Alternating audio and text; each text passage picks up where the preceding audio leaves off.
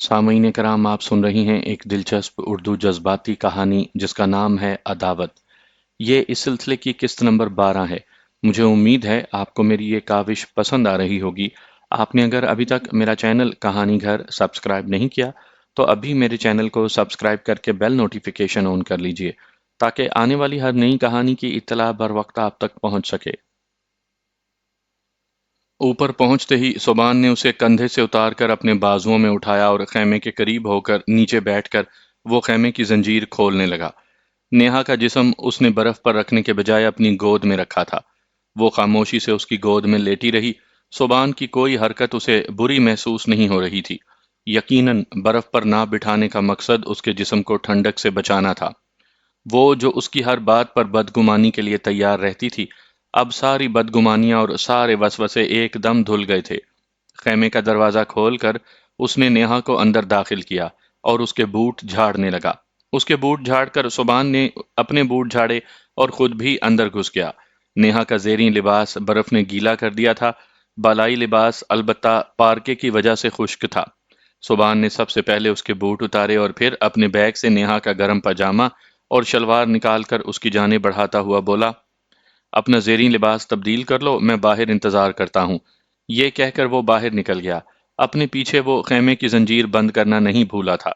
गो वो खेमे के अंदर रहकर भी अपना रुख फेर सकता था, मगर वो जानता था कि इस मामले में नेहा हद से ज्यादा शर्मीली और हयादार थी। शायद वो उसकी मौजूदगी में लिबास तब्दील ना कर सकती। आ जाओ।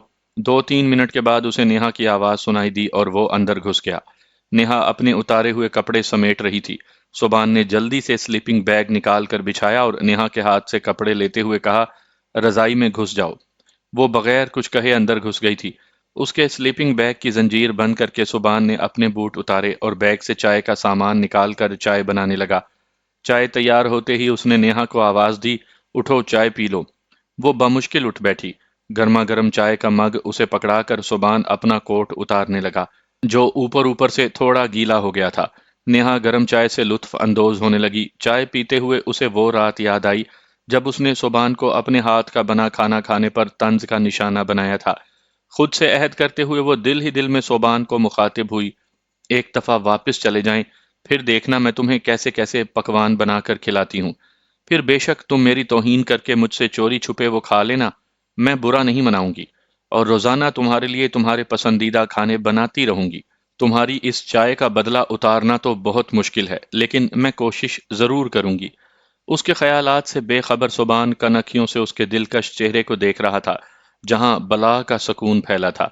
स्लीपिंग बैग के लम्स और गर्म चाय ने उसके चेहरे की बशाशत लौटा दी थी। ये बिस्किट्स भी खा लो। उसने बिस्किट का आखिरी पैकेट निकाल कर नेहा के सामने खोल कर रख दिया।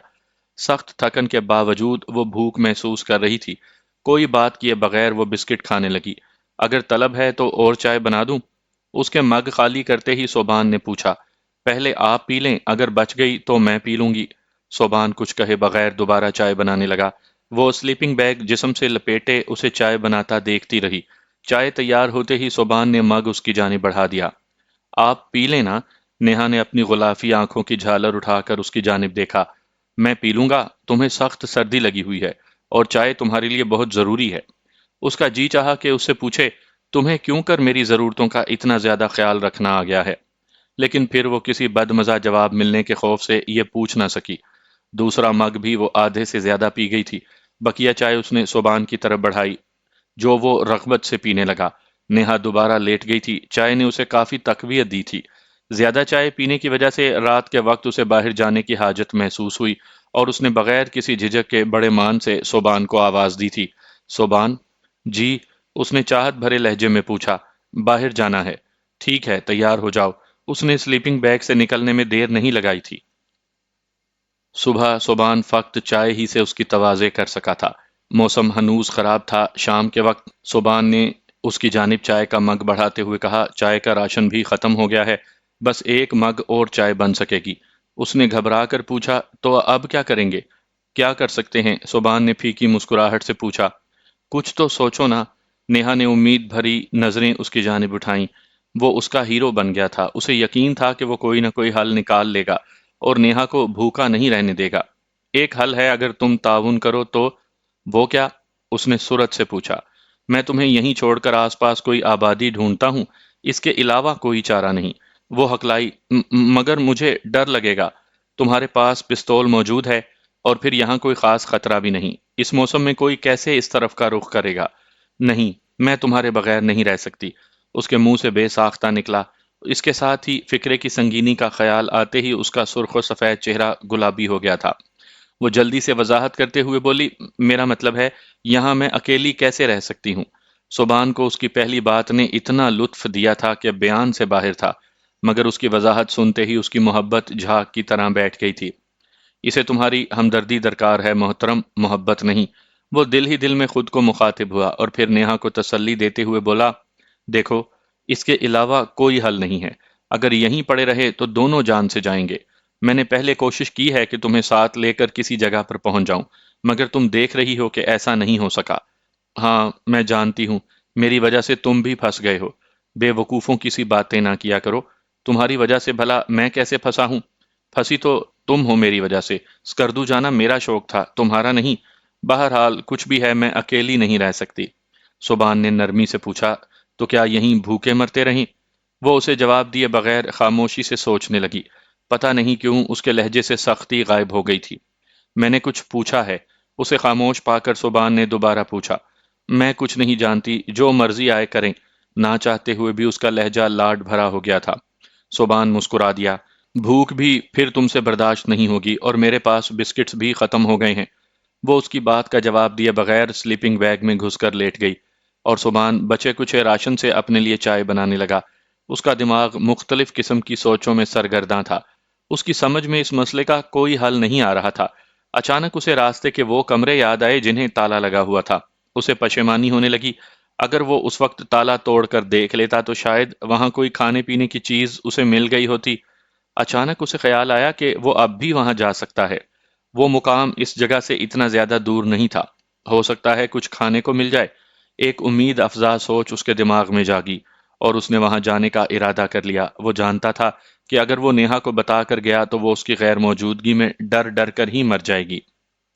وہ نیہا کے سونے کا انتظار کرنے لگا۔ جو ہی اس کی بھاری ہوتی سانسوں کی آواز صبحان کی سماعتوں میں گونجی، وہ مکمل طور پر تیار ہو کر باہر نکل آیا۔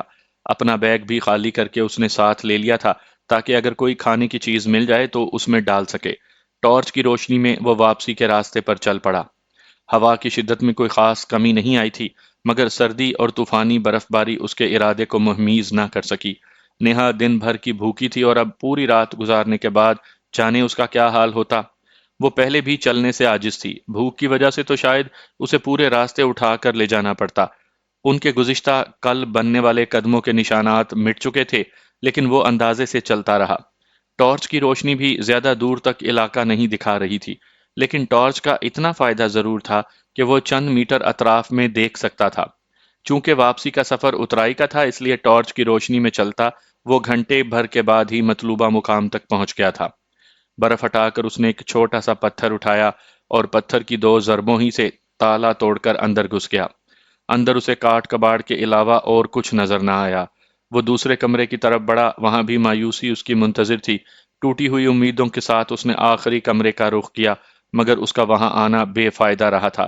وہ واپس چل پڑا۔ برف باری میں شدت آ گئی تھی، آنکھیں کھلی رکھنا اس کے لیے مشکل ہو رہا تھا، لیکن وہ چلتا رہا۔ نیہا کے جاگنے سے پہلے وہ اس تک پہنچ جانا چاہتا تھا۔ رات کا نہ جانے کون سا پہر تھا، نیہا کی آنکھ کھلی۔ اس نے سلیپنگ بیگ سے چہرہ نکالے بغیر صبحان کو پکارا، مجھے باہر جانا ہے، لیکن صبحان کی طرف سے کوئی جواب نہ آیا۔ صبحان، اس نے دوبارہ آواز دی، اور کوئی جواب نہ پا کر اس نے اپنا چہرہ سلیپنگ بیگ سے نکالا۔ یہ دیکھ کر اس کا دل دھک دھک کرنے لگا تھا کہ صبحان خیمے میں موجود نہیں تھا۔ شاید حاجت پوری کرنے کے لیے باہر نکلا ہو۔ وہ کون سا اکیلا ڈرتا ہے کہ مجھے آواز دیتا؟ یہ سوچ اس کے ہونٹوں پر مسکراہٹ لے آئی تھی۔ ویسے اگر اسے بھی اکیلے ڈر لگتا تو کیا وہ مجھے آواز دیتا؟ اس نے گویا خود سے سوال کیا، اور زور سے ہنس پڑی۔ میں تو بالکل بھی نہ جاتی، اتنی سردی میں رضائی سے باہر نکلنا کون پسند کرتا ہے؟ وہ اس کی واپسی کی منتظر رہی۔ اس کے آنے کے بعد ہی وہ باہر نکلنا چاہتی تھی۔ ساعتیں لمحوں میں بیتیں، اور لمحے گھڑیوں میں ڈھلنے لگے، مگر صوبان نہ لوٹا۔ کہیں وہ چلا تو نہیں گیا؟ لرزہ خیز سوچ نے اسے اٹھ کر بیٹھنے پر مجبور کر دیا تھا۔ وہ سہمی ہوئی نظروں سے خیمے کا جائزہ لینے لگی۔ یہ دیکھ کر تو اس کی روح فنا ہونے لگی تھی کہ صوبان کا بیگ بھی غائب تھا، البتہ باقی سامان وہ وہیں خیمے میں چھوڑ گیا تھا۔ اس نے بے اختیار اپنے پرس سے پسٹل نکال کر گود میں رکھ لیا۔ اسے یوں محسوس ہو رہا تھا کہ خیمے کے باہر چاروں طرف اس کے دشمن موجود ہوں۔ نہ تو اسے لیٹنے کی ہمت ہو رہی تھی اور نہ وہ باہر جانے کی جرت کر سکتی تھی۔ یہ تم نے کیا کیا صوبان؟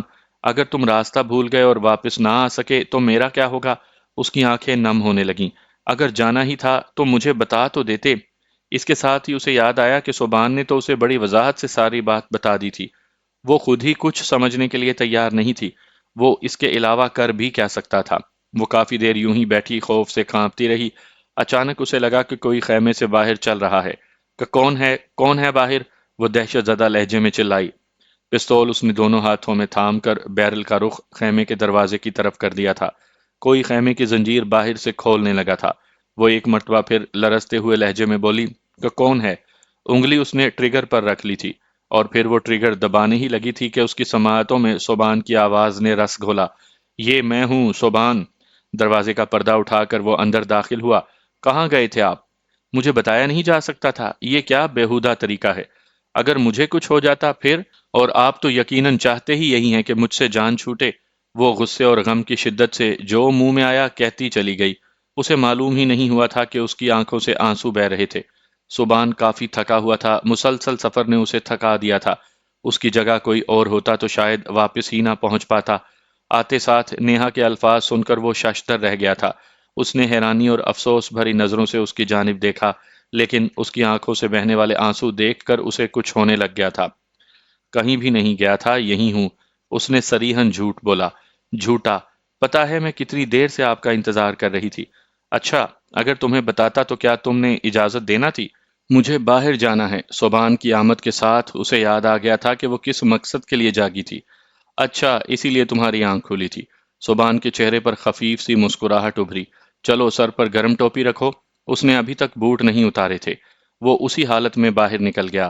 نیہا بھی جلدی سے تیار ہو کر اس کے پیچھے نکل گئی۔ کہاں گئے تھے آپ؟ وہ جوں ہی دوبارہ خیمے میں داخل ہوئے نیہا مستفسر ہوئی۔ اگر تمہیں یاد ہو تو اس دن آتے وقت راستے میں 2-3 کمرے آئے تھے جنہیں تالے لگے ہوئے تھے۔ کچھ کہے بنا اس نے اسبات میں سر ہلا دیا۔ بس خوراک کی تلاش میں انہی کمروں تک گیا تھا، لیکن یہ جانا بے فائدہ رہا۔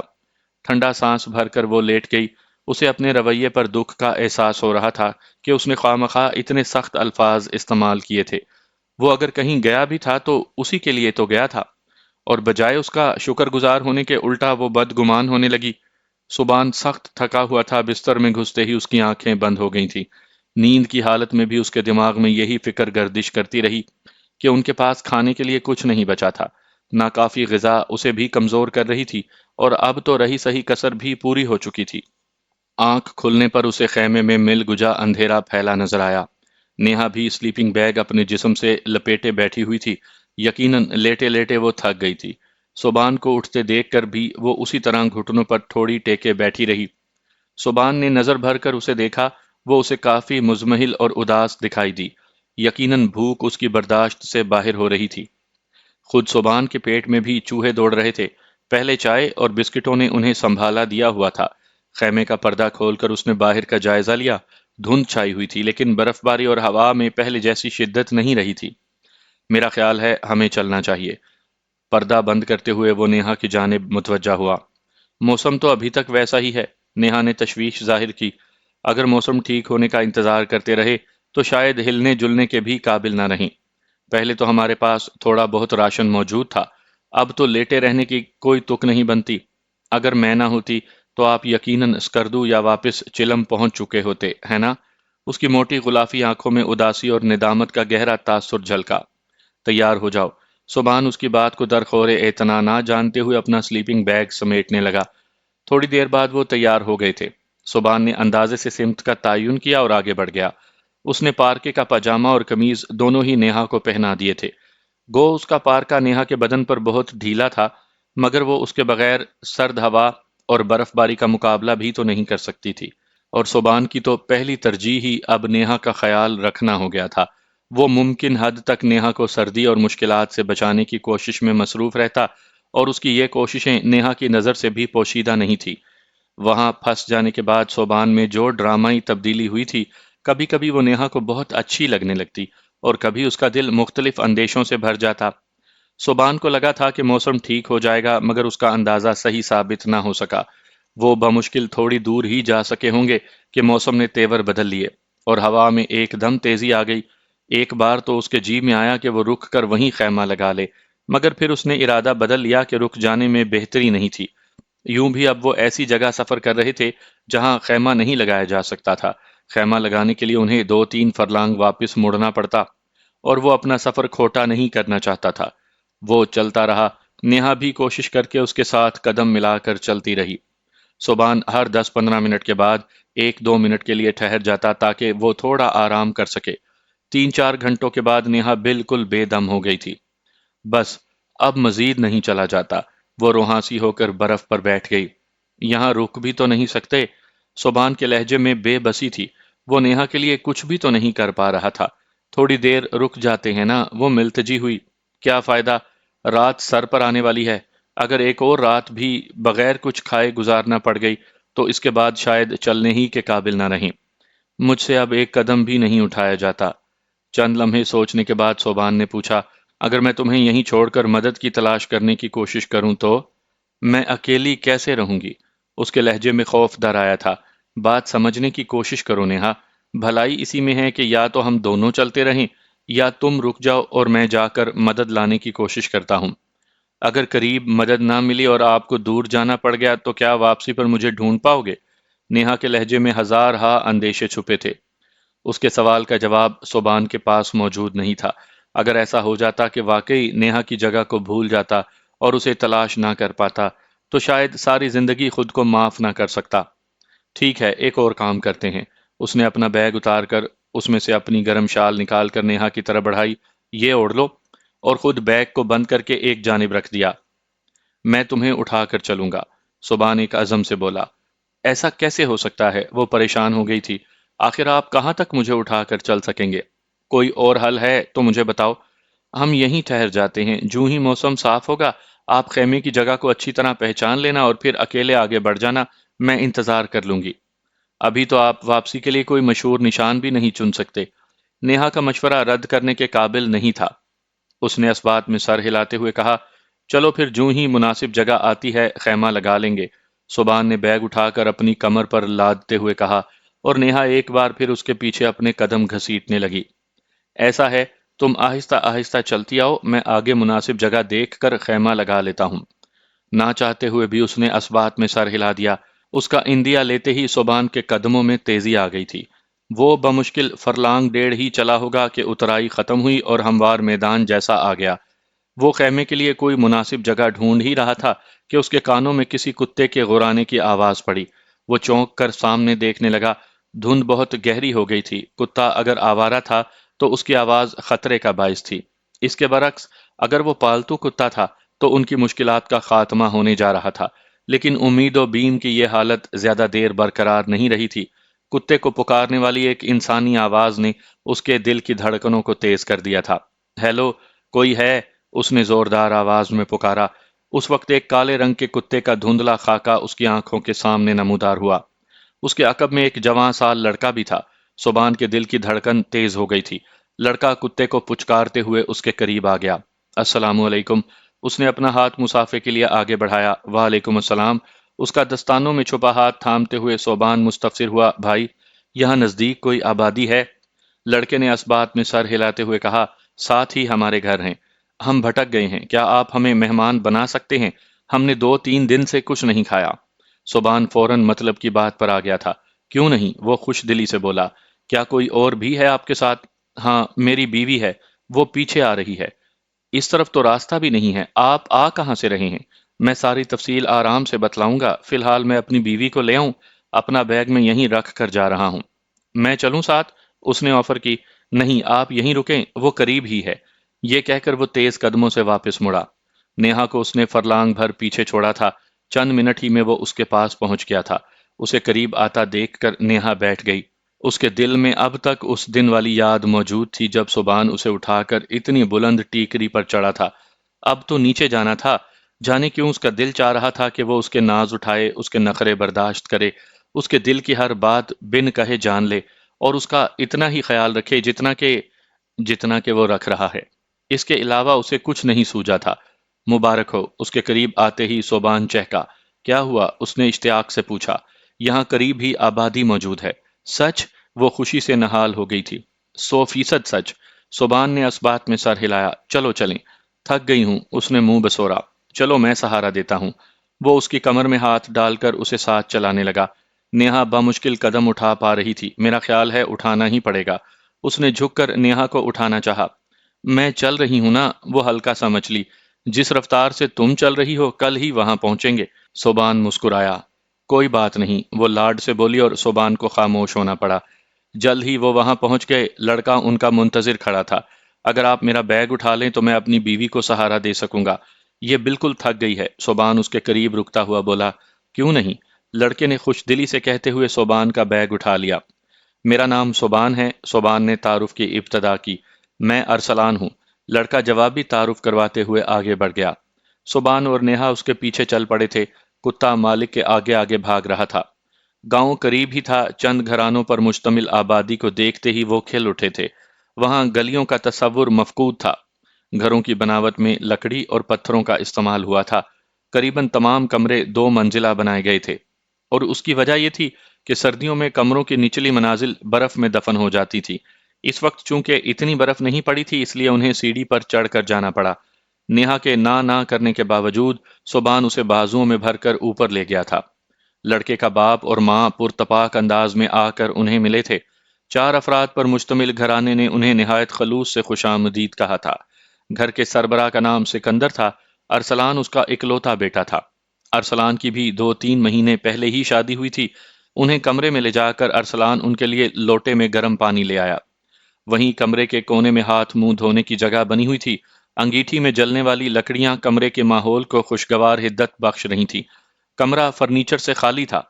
آرام کے لیے فرش سے 1 فٹ اونچے لکڑی کے تختے لگائے گئے تھے، جن پر کمبل اور گرم چادریں بچھی ہوئی تھیں۔ کمرے کا فرش بھی لکڑی کا تھا۔ کمرے کے درمیان میں جلنے والی انگیٹھی مضبوط لوہے کی بنی ہوئی تھی۔ ایسی انگیٹھی وہاں ہر گھر کی ضرورت ہے۔ ان کے ہاتھ دھونے تک گھر کی دونوں عورتیں کھانے کے برتنوں کے ساتھ حاضر ہو گئی تھیں۔ یقیناً کھانا پہلے ہی سے تیار تھا۔ کھانا ان کے سامنے رکھ کر تمام گھر والے وہاں سے نکل گئے تھے تاکہ وہ بے تکلفی سے کھانا کھا سکیں۔ ان کے نکلتے ہی وہ کھانے کی طرف متوجہ ہو گئے۔ آلو کے سالن کے ساتھ گرم گرم روٹیاں ان کی اشتہا بڑھانے لگی تھیں۔ سالن وہ ایک ہی برتن میں لائی تھیں۔ پہلا نوالا توڑتے ہی جانے کیوں نیہا کو وہ وقت یاد آیا جب وہ صوبان کے لیے ناشتہ لے گئی تھی، اور اس کے ہاتھ لگنے کی وجہ سے وہ بھوکا ہونے کے باوجود ناشتہ چھوڑ کر چلا گیا تھا۔ اس کے ہونٹوں پر خفیف سی مسکراہٹ نمودار ہوئی، اور روٹی کا نوالا سالن کے برتن کی طرف بڑھاتے ہوئے اچانک اس کی نظریں صوبان کی چہرے کی طرف اٹھیں۔ اتفاقاً وہ بھی نیہا ہی کی جانب دیکھ رہا تھا۔ نظریں ملتے ہی وہ دونوں ایک دم نیچے دیکھنے لگے۔ نیہا کے ہونٹوں پر ظاہر ہونے والی خفیف سی مسکراہٹ دیکھتے ہی صوبان کو مسکراہٹ کی وجہ بھی معلوم ہو گئی تھی، مگر اس نے کچھ کہنے سے گریز کیا تھا۔ البتہ نیہا کی وہ مسکراہٹ اسے طنزیہ لگی تھی۔ وہ سر جھٹک کر کھانے کی جانب متوجہ ہو گیا۔ راستے بھر میں وہ نیہا کا جھوٹا پیتا آیا تھا، اب اس کے ساتھ بیٹھ کر کھانا اسے عجیب نہیں لگ رہا تھا۔ وہ اطمینان سے کھانے لگا۔ نیہا اس سے پہلے کھانا شروع کر چکی تھی۔ ہفتے بھر کے بعد روٹی کا نوالا ان کے حلق سے اتر رہا تھا۔ وہ سادہ سالن اور روٹی انہیں کسی 5 اسٹار ہوٹل میں ڈنر کرنے سے بھی زیادہ لذیذ اور اچھی لگ رہی تھی۔ 2 روٹیاں کھانے کے بعد جب نیہا کا ہاتھ تیسری روٹی کی طرف بڑھا، صوبان نے اس کے ہاتھ پر اپنا ہاتھ رکھتے ہوئے نفی میں سر ہلایا۔ نیہا حیرانی سے اس کی جانب دیکھنے لگی تھی۔ زیادہ نہیں کھانا؟ ہفتے بھر سے ہم نے کھانا نہیں کھایا، مگر مجھے بھوک لگی ہے۔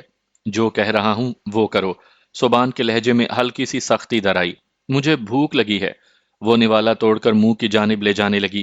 اتنے دنوں کی بھوک کے بعد وہ فقط 2 روٹیوں پر قانع نہیں رہ سکتی تھی۔ صوبان ہونٹ بھینچتے ہوئے خاموش ہو گیا۔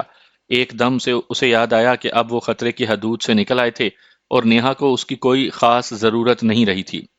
اب یہ خفا ہونے کی بات ہے؟ صوبان کو لا تعلق بیٹھا دیکھ کر وہ اپنے ہاتھ میں پکڑا دوسرا نوالا واپس چھابے میں رکھتے ہوئے منہ بناتے ہوئے بولی۔ اسے کھانا چھوڑتے دیکھ کر صوبان کو خوشی ہوئی تھی۔ وہ اسے سمجھاتے ہوئے بولا، ہم نے ہفتے بھر سے کھانا نہیں کھایا۔ ایک دم زیادہ کھانا نقصان دہ ثابت ہو سکتا ہے۔ اس نے بچگانہ انداز میں آنکھیں جھپکاتے ہوئے پوچھا، پھر کس وقت کھائیں گے؟ سبحان کو ایک دم ہنسی آ گئی تھی۔ اگلے ہفتے کھا لینا۔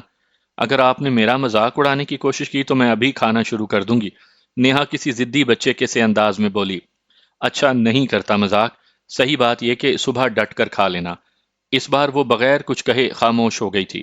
سکندر نے اندر جھانک کر دیکھا اور انہیں کھانا کھانے سے فارغ دیکھ کر نامانوس زبان میں کسی کو آواز دے کر کچھ کہنے لگا۔ سبحان وہ بولی تو نہیں سمجھتا تھا مگر اتنا جانتا تھا کہ وہ شنا زبان میں بات کرتے تھے۔ سکندر کی بیوی اور بہو اندر آ کر برتن سمیٹنے لگیں۔ یقیناً سکندر نے آواز دے کر انہیں یہی ہدایت کی تھی۔ وہ باپ بیٹا ان کے ساتھ آ کر بیٹھ گئے۔ تھوڑی دیر کے بعد سکندر کی بہو قہوہ لے آئی۔ قہوہ پیتے ہوئے سبحان انہیں خود پر پڑنے والی افتاد کے بارے میں بتانے لگا۔ اس گھر میں اردو سمجھنے والے بس باپ اور بیٹا ہی تھے۔ گھر کی دونوں عورتیں اردو سے ناواقف تھیں، لیکن اس کے باوجود ارسلان کی بیوی وہیں بیٹھے چہرے پر تبسم سجا کر سبحان کی باتیں سننے لگی۔ جانے کیوں نیہا کو اس کا وہاں بیٹھنا اچھا نہیں لگ رہا تھا۔ گاہے گاہے کنکھیوں سے وہ سبحان کی نظروں کا تعاقب بھی کرنے لگتی کہ آیا وہ اس لڑکی کی طرف متوجہ ہوتا بھی ہے یا نہیں۔ وہی سبحان جو ہفتہ بھر سے اس کے ساتھ ایک خیمے میں رہتا آیا تھا اور جس پر اسے حد درجہ اعتماد ہو گیا تھا، خطرے کی حدود سے نکلتے ہی اس کی بدگمانی لوٹ آئی تھی۔ ایک بات بہت پختگی سے اس کے ذہن پر نقش تھی کہ سبحان لڑکیوں سے فلرٹ کا عادی ہے۔ اس بات کا تجربہ اسے یونیورسٹی کے دنوں ہی میں ہو گیا تھا، کیونکہ ارم سے پہلے بھی سبحان کی کافی لڑکیوں سے دوستی رہی تھی۔ ارم سب سے آخری تھی، اور ارم کے بعد اس کی نظر میں اشتفیلہ بھی سبحان کی نئی محبت ہی تھی۔ یہاں تک کہ سمرا کے بارے میں بھی اس کے دل میں یہی گمان جاگزی تھا کہ سبحان اس پر ڈورے ڈالنے کی کوشش کرتا رہا ہے، اور اس وقت جواں سال ارسلان کی خوبصورت دلہن سے بھی اسے یہی خطرہ محسوس ہو رہا تھا کہ سبحان اس میں دلچسپی لینے لگے گا۔ باتیں کرتے سبحان کی طرف متوجہ اس لڑکی کو جلد ہی نیہا کی آنکھوں کی تپش محسوس ہو گئی تھی۔ وہ بے چینی محسوس کرتے ہوئے وہاں سے اٹھ گئی۔ نیہا سکون بھرا سانس لے کر رہ گئی تھی۔ اچانک اسے احساس ہوا کہ اس کا رویہ غیر منطقی تھا۔ وہ کیوں ایک خوبصورت لڑکی کی موجودگی میں کڑن محسوس کر رہی تھی؟ اپنی کیفیت پر وہ خود حیران رہ گئی تھی۔ بے ساختہ وہ اپنی حالت کا تجزیہ کرنے لگی۔ اس سے پہلے وہ اشتفیلہ کے ساتھ سبحان کی بے تکلفی کو ناپسند کرنے کی وجہ یہ سمجھتی تھی کہ اسے سبحان اور اس کے ساتھ تعلق رکھنے والے ہر فرد سے نفرت ہو جاتی ہے، مگر اب تو ایسی کوئی بات نہیں تھی۔ اب تو سبحان اس کا محسن تھا۔ اللہ پاک کی ذات بابرکات نے اس کی جان بچانے کے لیے سبحان ہی کو سبب بنایا تھا۔ اس کے ساتھ ایک دم اسے الہام جیسا ہوا، تمہیں بس ان لڑکیوں ہی سے نفرت ہوتی ہے جو سبحان کے قریب ہونے کی کوشش کرتی ہیں، کبھی مردوں کے بارے میں یہ نفرت کیوں نہیں ہوئی؟ اشتفیلہ سے نفرت کرنے والی کو شہباز شاہ سے کبھی نفرت محسوس نہ ہوئی، اور اگر کبھی اس نے شہباز شاہ کو برا سمجھا بھی تھا تو وہ صرف اس بنا پر کہ اس نے اشتفیلہ کو ایک غیر مرد سے ملنے جلنے کی اتنی آزادی کیوں دے رکھی ہے۔ یہ میں سبحان کے بارے میں کب سے ایسا رویہ رکھے ہوئے ہوں؟ وہ خود کو ٹٹولنے لگی۔ اسے یاد آیا کہ یونیورسٹی میں بھی وہ زیادہ تر انہی لڑکیوں سے شاکی رہتی تھی جو کہ سبحان کے قریب ہونے کی کوشش کرتی تھی، لیکن اس کے ساتھ اسے سبحان کے دوست بھی بہت برے لگتے تھے۔ شادی کے بعد اس کی نفرت کا شکار صرف وہی لڑکیاں کیوں ہونے لگیں جو سبحان کے قریب ہونے کی کوشش کرتی، یا سبحان جن کی قربت کا خواہاں ہوتا؟ اس کی بلا سے وہ جس کے ساتھ چاہتا تعلق رکھتا، کہیں مجھے سبحان سے محبت؟ اس سے آگے وہ کچھ نہ سوچ سکی۔ نہیں نہیں، ایسا بالکل بھی نہیں۔ اس نے جیسے خود کلامی کی۔ کیا ہوا؟ سکندر اور ارسلان کو اپنے ساتھ پیش آنے والے واقعات سناتا ہوا سبحان اس کی طرف متوجہ ہوا۔ وہ گڑبڑاتے ہوئے بولی، کچھ نہیں، کچھ بھی تو۔ سبحان نرمی سے بولا، تمہیں شاید نیند آئی ہے، لیٹ جاؤ، آرام کرو۔ اپنی سابقہ سوچ کے زیر اثر بے ساختہ اس کے منہ سے نکلا، مجھے تمہارے مشورے کی ضرورت نہیں۔ اس کی بات سنتے ہی سبحان کی آنکھوں سے تکلیف دہ تاثر جھلکا، اور وہ سر جھٹکتے ہوئے دوبارہ سکندر اور ارسلان کی طرف متوجہ ہو گیا۔ اسے ایک دم احساس ہوا کہ وہ بہت تلخ بات کر گئی تھی۔ وہ ندامت کے احساس سے بھر گئی۔ راستے میں اس نے خود سے کتنے عہد کیے تھے کہ وہ اب کبھی بھی سبحان کی باتوں کا برا نہیں منائے گی، اور اگر وہ چاہے گا تب بھی اس سے جھگڑا نہیں کرے گی، لیکن پہلے ہی دن وہ اپنے عہد کے خلاف کر بیٹھی تھی۔ کیا ہو جاتا مجھے؟ کیوں اتنی تلخ ہو جاتی ہوں؟ ابھی تک تو میں نے بدن سے اس کا دیا لباس بھی نہیں اتارا، اور اس سے پہلے ہی اس کی توہین پر تل گئی ہوں۔ مجھے آرام ہی کا مشورہ دیا ہے نا، کون سا طنز کیا ہے یا تانا دیا ہے؟ وہ خود کو کوسنے لگی۔ चंद लम्हे सर झुकाए बैठने के बाद उसने सर उठाकर सोबान की सिमत देखा, लेकिन वो अरसलान और सिकंदर की जानिब मुतवज्जा था। उसके होंठ माजरत चाहने के लिए लर्जे, मगर अरसलान और सिकंदर की वजह से वो हिम्मत ना कर सकी। थोड़ी देर माजरत चाहने और ना चाहने की कश्मकश में मुब्तला रहने के बाद वो अपनी जगह पर खड़े होकर पारका उतारने लगी। जिस्म से पारका उतार कर वो रुई की मोटी और गर्म रजाई में घुस गई थी। सुबान अपने वाकयात सुनाने के बाद बाप बेटे से वहां से जाने के रास्ते और तरीके के बारे में मशवरा कर रहा था। अजियत भरी सोचों से छुटकारा पाने के लिए उसने अपनी तवज्जो उनकी बातें सुनने पर मबजूल कर दी।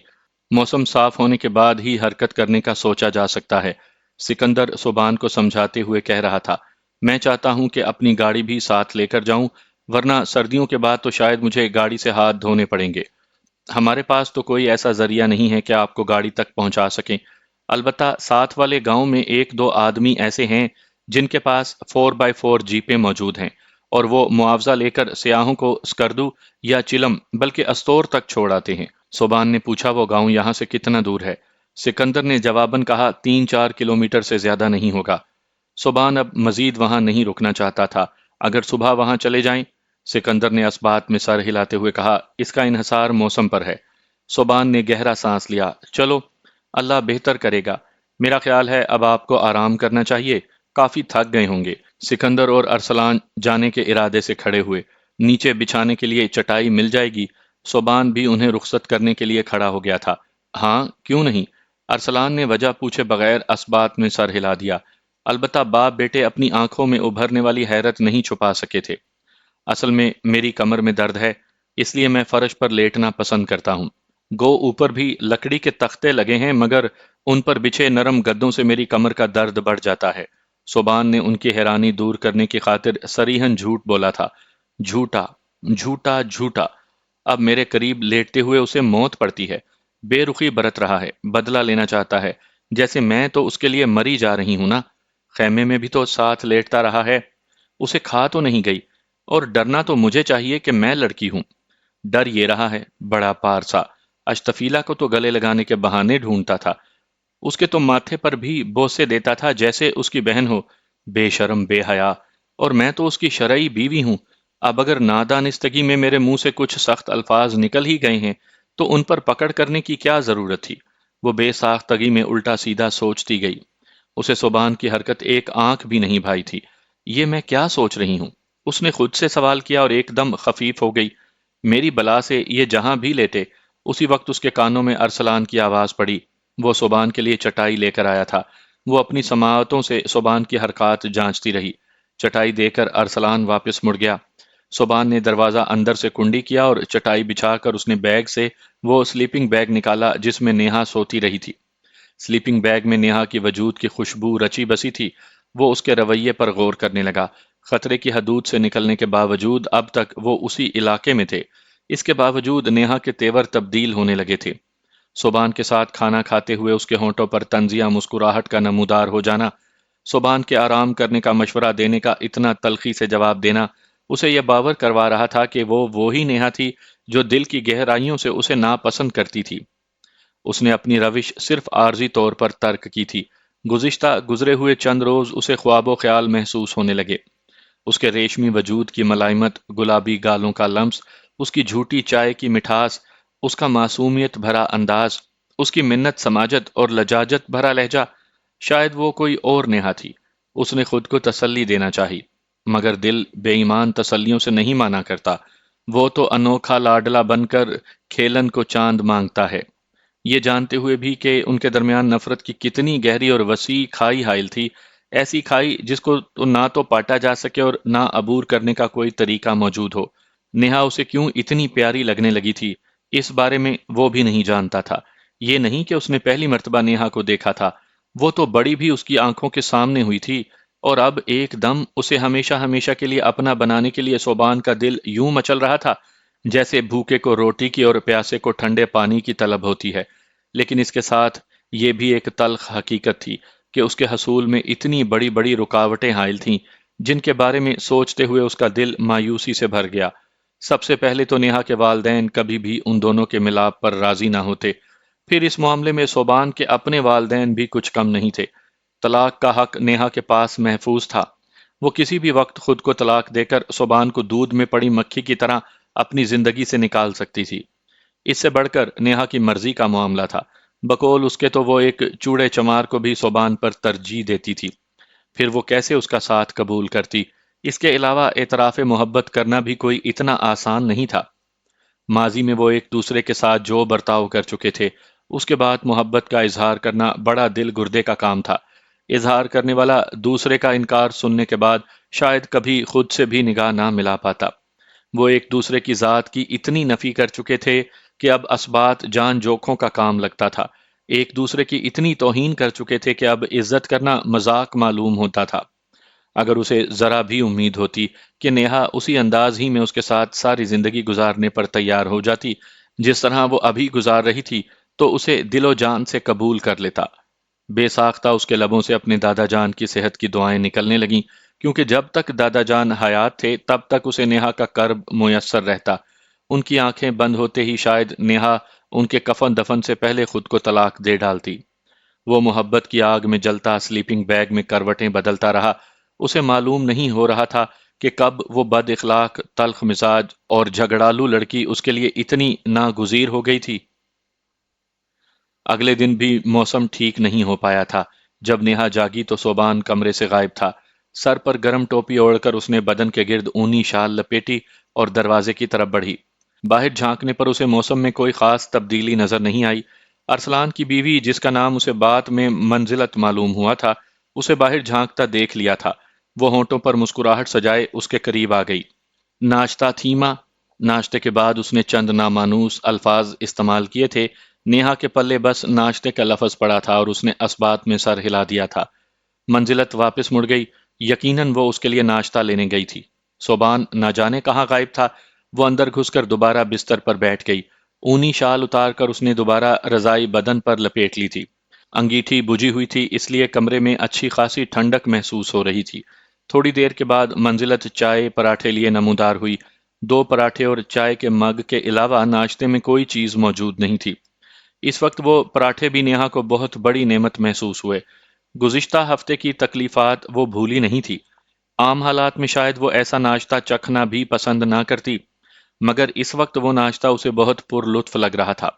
اس کا ناشتہ کرنے کے دوران منزلت نے وہاں بیٹھنے کی ضرورت محسوس نہیں کی تھی۔ بعد میں آ کر اس نے برتن سمیٹتے ہوئے کہا، متے چائے اٹما۔ شنا زبان میں چند الفاظ بولے گئے جن میں نیہا کی سمجھ میں بس چائے کا لفظ آیا تھا۔ وہ شاید مزید چائے کا پوچھ رہی تھی۔ نیہا نے نفی میں سر ہلا کر پوچھا، صوبان کدھر ہے؟ مت پتا نش۔ نیہا جانتی تھی کہ شنا میں نش نہیں کو کہتے ہیں، یعنی وہ لا علمی کا اظہار کر رہی تھی۔ اس کی تصدیق اس کے نفی میں ہلائے ہوئے سر سے بھی ہوتی تھی۔ نیہا نے متبسم ہو کر سر جھکا لیا اور وہ واپس مڑ گئی۔ اردو جانتی نہیں تھی اور شنا زبان نیہا کے پلے نہیں پڑتی تھی۔ موسم کو خاطر میں لائے بغیر صوبان ارسلان کو ساتھ لے کر ساتھ والے گاؤں کی جانب چل پڑا تھا۔ ارسلان کا تو وہ اپنا علاقہ تھا اور ایسا موسم اس کے لیے کوئی نئی چیز نہیں تھا کہ اسے ڈر لگتا۔ صبح کی نماز پڑھ کر انہوں نے اکٹھے ناشتہ کیا اور پھر سکندر سے اجازت لے کر چل پڑے۔ 2 گھنٹوں کے بعد وہ ساتھ والے گاؤں میں پہنچ گئے تھے۔ پہلے جیپ والے کے گھر سے پتا چلا کہ وہ موسم خراب ہونے سے پہلے استور گیا تھا اور اب تک نہیں لوٹا تھا۔ صوبان کو کافی مایوسی ہوئی تھی، لیکن دوسرے جیپ والے کو اپنے گھر میں موجود پا کر وہ خوش ہو گیا تھا۔ اس کا سارا مسئلہ سن کر جیپ والے نے اس کی ڈبل کیبن تک جانے اور پھر وہاں سے چلم تک رہنمائی کرنے کے 15,000 طلب کیے تھے۔ اسکردو کے راستے کے بارے میں اس نے بتایا تھا کہ چلم کی نسبت اسکردو جانے میں خطرہ تھا۔ صوبان نے خطرہ مول لینا مناسب نہ سمجھا اور چلم جانے پر آمادگی ظاہر کر دی۔ 15,000 کی رقم اس کے لیے کوئی معنی نہیں رکھتی تھی۔ اس نے بغیر کسی حجت کے اسبات میں سر ہلاتے ہوئے کہا، البتہ رقم کی ادائیگی میں چلم جا کر کروں گا۔ کوئی بات نہیں۔ دوست محمد نامی ڈرائیور نے خوش اخلاقی سے سر ہلا دیا۔ صوبان نے پوچھا، اور ڈیزل کا کیا ہوگا؟ 30-35 لیٹر تک میں بندوبست کر دوں گا، باقی استور سے بھروا لینا۔ البتہ ڈیزل کے لیے علیحدہ سے ادائیگی کرنا ہوگی۔ ٹھیک ہے کہہ کر اس نے پوچھا، چلنا کب ہے؟ دوست محمد نے جواب دیا، جوں ہی موسم درست ہوا میں سکندر بھائی کے گھر پہنچ جاؤں گا۔ صوبان اور ارسلان اس سے اجازت لے کر اس کے گھر سے نکل آئے۔ چائے وغیرہ وہ یوں بھی پی چکے تھے۔ باہر نکلتے ہی ارسلان کہنے لگا، آپ نے اتنی جلدی ہاں کر دی؟ اگر میں بات کرتا تو وہ 2-3 ہزار کم کر دیتا۔ آپ ٹھیک کہہ رہی ہیں، مگر میرے خیال میں 15 ہزار جائز معاوضہ ہے۔ چلیں، جیسے آپ کی مرضی۔ ارسلان نے کسی بحث میں پڑنے کی کوشش نہیں کی تھی۔ واپسی کے سفر میں زیادہ تر اترائی تھی۔ وہ 1.5 گھنٹے ہی میں آرام آرام سے چلتے ہوئے گھر پہنچ گئے تھے۔ نیہا اسے رضائی میں گھسی کسی سوچ میں گم نظر آئی۔ وہ خاموشی سے پار کا اتارنے لگا۔ خاموشی کو نیہا کی آواز ہی نے توڑا تھا۔ کہاں گئے تھے آپ؟ وہ دھیمے لہجے میں مستفسر ہوئی۔ ساتھ والے گاؤں میں جیپ کا بندوبست کرنے گئے تھے۔ پاؤں سے بوٹ اتار کر پارکے کا پاجامہ اتارنے لگا۔ تو کیا رہا؟ اس مرتبہ وہ اپنے لہجے میں موجود اشتیاق چھپا نہیں پائی تھی۔ بات ہو گئی ہے، 15 ہزار مانگے ہیں، ہمیں چلم تک چھوڑ آئے گا۔ او، پھر تو کافی رقم خرچ ہو گئی ہوگی آپ کی، نیہا نے شرارت بھرے لہجے میں پوچھا تھا، لیکن صوبان کو اس کی بات کافی گراں گزری، کیونکہ وہ اس کے لبوں پر کھلتی شرارتی مسکراہٹ کو نہیں دیکھ پایا کہ وہ پارکا اتار کر دیوار میں گڑی کیل پر ٹانگ رہا تھا۔ اگر وہ دیکھ لیتا تو شاید وہ معنی خیز مسکراہٹ اسے خوشی پر جھومنے پر مجبور کر دیتی، لیکن اس وقت تو اس کے دماغ میں نیہا کے گزشتہ رویے کی یاد تازہ گردش کر رہی تھی۔ وہ پہلے بھی کئی مرتبہ اسے کنجوس ہونے کا طعنہ دے چکی تھی۔ اس کی بات کا جواب دیے بغیر وہ دروازے کی طرف بڑھا اور ارسلان کو پکار کر گرم پانی لانے کا بتانے لگا۔ 2 منٹ کے اندر وہ گرم پانی کا لوٹا بھر لایا تھا۔ کمرے کے کونے میں بنی ہاتھ منہ دھونے کی جگہ پر بیٹھ کر وہ وضو کرنے لگا۔ اس کے وضو کرنے تک ارسلان دوپہر کا کھانا لے آیا تھا۔ کھانا بستر پر رکھ کر وہ باہر نکل گیا۔ اس دور دراز گاؤں میں مرغی کا سالن دیکھ کر نیہا کو حیرانی ہوئی تھی، مگر وہ یہ بات نہیں جانتی تھی کہ وہاں ان کی حیثیت پیئنگ گیسٹ کی سی تھی، اور کسی بھی سیاح کی مہمان نوازی کی وہ حد الوسع کوشش کرتے ہیں۔ گو وہ لوگ اپنے منہ سے کسی معاوضے کا مطالبہ نہیں کرتے، اور ان کے ہاں رہنے والا سیاح جتنی رقم انہیں دے دیتا وہ خاموشی سے قبول کر لیتے ہیں۔ وہاں غربت کافی زیادہ ہے، کیونکہ وہاں روزگار کے ذرائع نہ ہونے کے برابر ہیں۔ کھیتی باڑی بھی بس گرمیوں کے 3-4 مہینوں میں ممکن ہے۔ سردی کے موسم میں ان میں کافی لوگ محنت مزدوری کے لیے پنجاب کا رخ کرتے ہیں، اور گرمیوں کی شروعات ہی میں بھاگ کر واپس اپنے علاقے میں پہنچ جاتے ہیں۔ نیہا کے برعکس صبان کو یہ بات اچھی طرح معلوم تھی، اسی وجہ سے وہ بے جھجک ہر چیز ان سے مانگ لیتا تھا۔ 1-2 مرتبہ اس کا جی چاہا کہ وہ نیہا کو بھی بتا دے، تاکہ وہ ان سے کوئی چیز مانگتے ہوئے جھجک محسوس نہ کرے، مگر نیہا کے مزاج کو مد نظر رکھتے ہوئے وہ اپنے ارادے پر عمل پیرا ہونے کی جرت نہ کر سکا۔ وہ سمجھتا تھا کہ نیہا اس معلومات کو بجائے مثبت کے منفی معنوں میں لے گی، اور سمجھے گی کہ صبحان کا مقصد اسے یہ بتلانا ہے کہ وہ اس پر اپنی رقم خرچ کر رہا ہے۔ نیہا کو ناشتہ کیے زیادہ دیر نہیں ہوئی تھی، اس وجہ سے وہ چند نوالوں سے زیادہ نہیں کھا سکی تھی۔ صبحان اس کے اتنی جلدی کھانے سے ہاتھ کھینچ لینے کی وجہ پوچھے بغیر کھانا کھاتا رہا۔ خطرے سے نکلتے ہی محترم کو میں بھول گئی ہوں، وہاں زبردستی کھلاتا تھا، اور یہاں اتنا پوچھنا بھی گوارا نہیں کہ میں نے اتنا کم کیوں کھایا ہے۔ جانے کیوں صوبان کا استفسار نہ کرنا اسے سخت کھل رہا تھا۔ کھانے کے بعد ارسلان انہیں قہوہ دے گیا تھا۔ قہوہ پی کر صوبان نماز پڑھنے لگا۔